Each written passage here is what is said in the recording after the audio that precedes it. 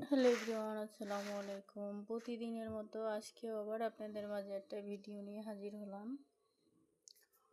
যদি আমার ভিডিওগুলো ভালো লাগে অবশ্যই সাবস্ক্রাইব করে দেবেন চ্যানেলটা, প্রিয় বন্ধুরা।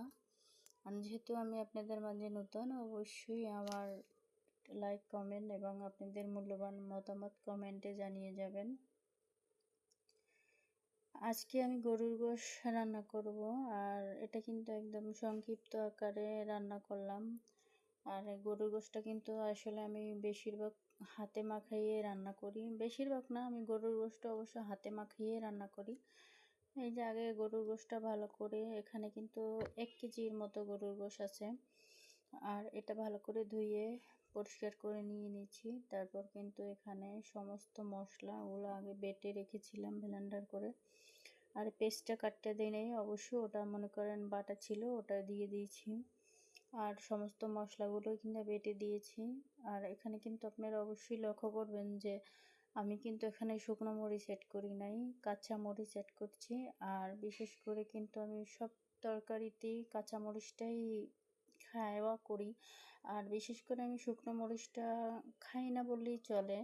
আর সব ক্ষেত্রেই আমি দেখেন, এই যে এখানে কিন্তু আমি একটু হলুদের গুঁড়োটা বেশি দিচ্ছি, যেহেতু এখানে কাঁচা মরিচ অ্যাড করছি।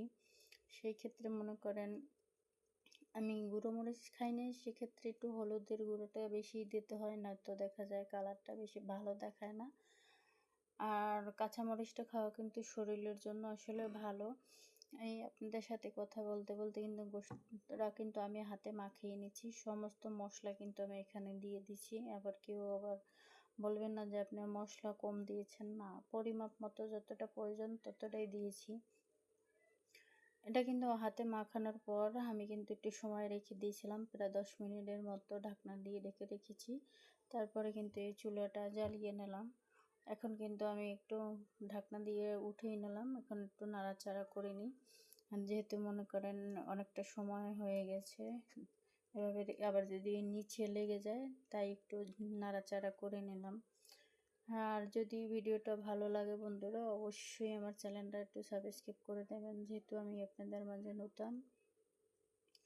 আর প্রতিদিন কিন্তু আমি এই টাইমেই ভিডিওটা দিই। সারাদিনে মনে করেন ভিডিও দিই না, একটা লং ভিডিও দিই সে রাত 8টার দিকে। আর আবারও বলছি, যদি আমার ভিডিওগুলো ভালো লাগে আপনাদের মূল্যবান মতামত জানিয়ে যাবেন বন্ধুরা। সবার জন্য অনেক অনেক দোয়া। এই গরমে সবার শরীরের যত্ন নেবেন, নিজের পরিবারের। সবাই ভালো থাকবেন, সুস্থ থাকবেন। আল্লাহ হাফেজ, আসসালামু আলাইকুম।